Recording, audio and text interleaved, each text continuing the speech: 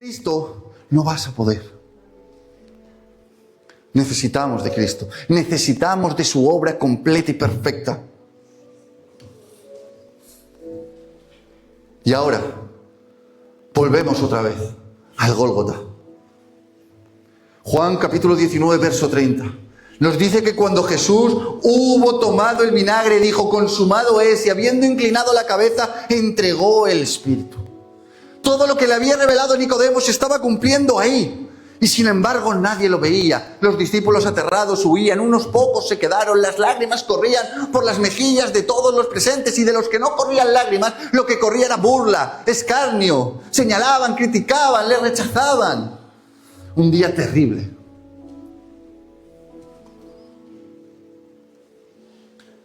Pero atentos a las palabras de Cristo, siempre atentos a su palabra, porque son vida y son verdad. Jesucristo dijo: consumado es. No dijo: fui vencido, no dijo: todo salió mal, no dijo: el diablo ganó, dijo: consumado es. La última palabra no la tiene el hombre, la última palabra la tiene Dios. Y Él dijo: consumado es. Esto es un lenguaje de deuda pagada, es un lenguaje de obra terminada, es un lenguaje de misión cumplida, es un lenguaje de sentencia ejecutada. El pecado tenía una paga. Romanos capítulo 6, verso 23. Porque la paga del pecado es la muerte, mas la dádiva de Dios es vida eterna en Cristo Jesús, nuestro Señor. ¿Y qué estaba haciendo Cristo? Pagar. Para darnos la dádiva de la vida eterna a cada uno de nosotros. Cristo pagó. El problema del hombre no era pequeño. El pecado no se arreglaba con una emoción, con buenos sentimientos. El pecado no se arreglaba con una emoción, con buenos sentimientos. El pecado no se arreglaba con una emoción, con buenos sentimientos. El pecado no se arreglaba con una emoción, con buenos sentimientos. El pecado no se arreglaba con una emoción, con buenos sentimientos. El pecado era la muerte. Por eso Juan el Bautista, cuando vio al Cristo pasar, ¿qué dijo? Juan capítulo 1, verso 29. Dice que Juan vio a Jesús que venía a él y dijo: aquí el Cordero de Dios que quita el pecado del mundo. Juan el Bautista ya lo veía. Y anunciaba al Cordero. ¿Qué entendía el pueblo de aquella época por un Cordero que quita el pecado? Ellos asesinaban, mataban los corderos, los tragaban en sacrificio, y su sangre cubría, que no quitaba, cubría los pecados por un tiempo. Y este era el Cordero que quitaría el pecado del mundo. Todo apuntaba, todo señalaba. Todo ocurrió en perfecto orden porque Dios lo tenía todo perfectamente orquestado, planeado, diseñado. Y todo sucedió tal y como quiso. A él no lo mataron, él entregó su vida. Porque era necesario. Porque la paga del pecado es la muerte. ¿Y sabéis qué? Que para librarnos del pecado, de la paga que conlleva el pecado, no valía cualquier sangre. Un cordero por un tiempo. Nuestra sangre para nada, porque somos pecadores. La sangre que se tenía que derramar, que tendría que tapar y borrar el pecado del mundo, tendría que ser una sangre santa. Una sangre que no hubiera conocido pecado. Jesucristo sí, claro, fue tentado en todo, porque vino como hombre, pero Él no pecó. Él no falló. Él no se equivocó. Él vivió la vida perfecta, a la cual nosotros hemos sido llamados, y no somos capaces, ¿verdad? ¿Por qué? Nuestros corazones se inclinan de continuo al mal. Dice la palabra de Dios que todos nos desviamos a una, y es cierto. Por eso nuestras buenas intenciones no valen. Nuestras obras tampoco. Solo vale la sangre de aquel que vivió la vida perfecta. Y no podemos llevarnos a engaños. Solo hay un nombre dado a los hombres bajo el cielo en el cual haya salvación. Y su nombre es... Pronúncialo sin miedo. Jesucristo. Él es el nombre sobre todo nombre del que hoy estamos hablando.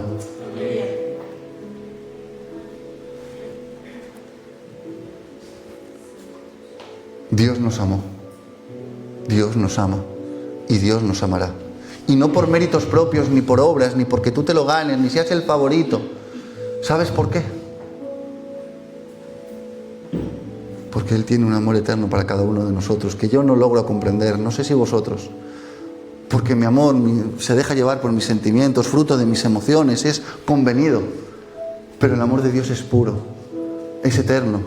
No se deja llevar por sus emociones, ni mucho menos es convenido. Es el amor puro, el cual nosotros no conocemos, no todavía, no en su plenitud. Y en esto demuestra Dios su amor. Romanos capítulo 5, verso 8. Que aun siendo nosotros pecadores, Cristo murió por nosotros. Él tomó lo que era nuestro para darnos lo que era suyo. En la cruz se produce un intercambio. El justo pagando por los injustos.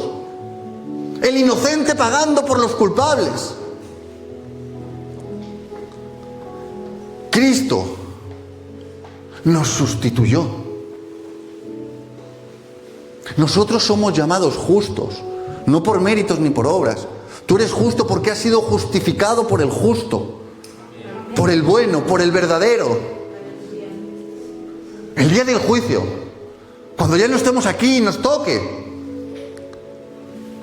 Dios Padre no te verá, porque su sangre te estará cubriendo y verá la justicia de su Hijo en ti. Lo que Cristo pagó fue tu factura, la tuya, la mía, la factura del mundo. Una factura que ninguno de nosotros podía pagar. Él lo pagó.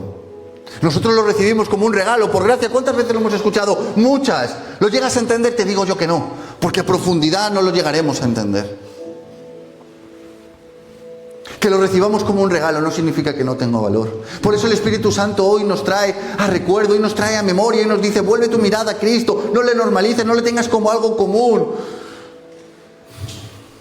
Es extraordinario y maravilloso lo que hizo por todos y cada uno de nosotros.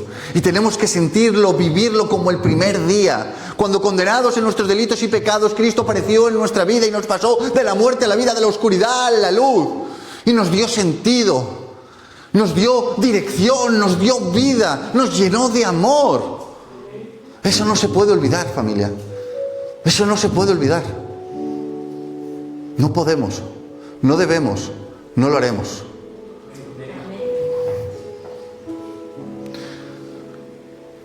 Consumado es. Y habiendo inclinado su cabeza, entregó el Espíritu.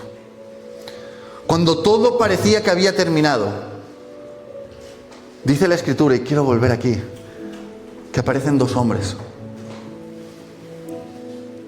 Juan capítulo 19, versos 38 y 40 dice que después de todo esto, José de Arimatea, que era discípulo de Jesús, pero secretamente por miedo a los judíos, rogó a Pilato que le permitieran llevarse el cuerpo de Jesús, y Pilato se lo concedió. Entonces vino y se llevó el cuerpo de Jesús. También Nicodemo, el que antes había visitado a Jesús de noche, vino trayendo un compuesto de mirra, de aloes, con 100 libras. Tomaron pues el cuerpo de Jesús y lo envolvieron en lienzos con especias aromáticas, según es costumbre sepultar entre los judíos.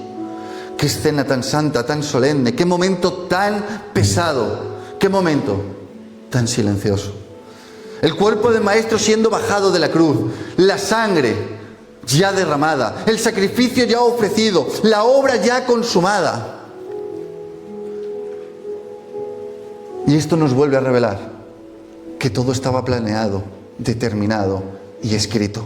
Isaías 53, verso 9 dice: y si dispuso con los impíos su sepultura, mas con los ricos fue su muerte, aunque nunca hizo maldad, ni hubo engaño en su boca. Hasta la tumba hablaba de la profecía. Hasta el entierro había cumplimiento. Hasta en el silencio Dios seguía gobernando. Y es que nada se escapa al gobierno de Dios. Nada se escapa a su soberanía. Dios tiene el control en el silencio, en la muerte, en la tumba, en la circunstancia que tú estés viviendo. 2000 años después sigue teniendo el gobierno y el control de todo. Por favor, dale un fuerte aplauso. Nada, Nada se sale del plan divino establecido por Dios. Nada. Porque Dios es soberano, Dios es poderoso, Dios gobierna con autoridad. Ni la cruz, ni la tumba, ni el entierro, ni el aparente silencio. Nada. Tal vez tú comenzaste acercándote en silencio, con miedo a Cristo. Eso me recuerda a mí. ¿Sabéis cómo escuché yo mi primera predicación? De noche, a escondidas y con los audífonos puestos y mirando a la puerta a ver si entraba esa mujer de ahí. Entre vergüenza, miedo y no sabía lo que hacía. Impresionante, ¿verdad? Pues sí, así empezó. Tal vez empezaste tú también con dudas. Comenzaste a media luz.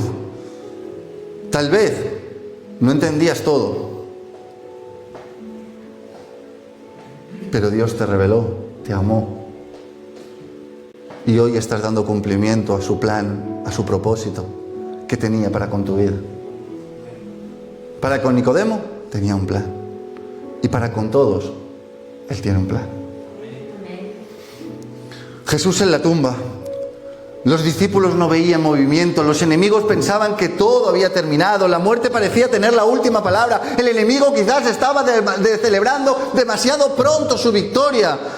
Pero el sábado no era un día vacío, el sábado no era un día pasivo, el sábado no era ausencia de Dios, el sábado era el escenario invisible donde Dios estaba haciendo cumplir su victoria en la cruz, porque la cruz no fue solamente un escenario de dolor, la cruz fue también una ejecución legal contra todo lo que nos condenaba y nos atacaba, porque el diablo acusa y señala.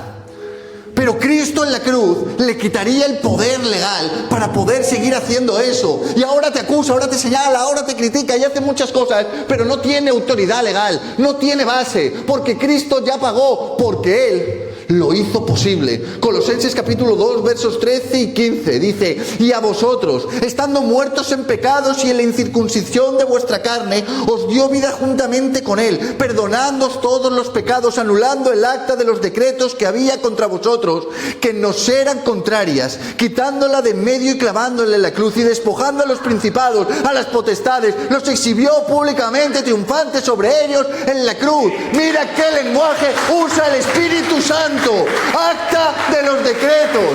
Eso habla de deuda real, habla de acusación real, habla de condena legal real. El pecado no solamente ensució tu nombre, el pecado dejó al hombre culpable, sin posibilidad legal de redención. Porque esto no se trata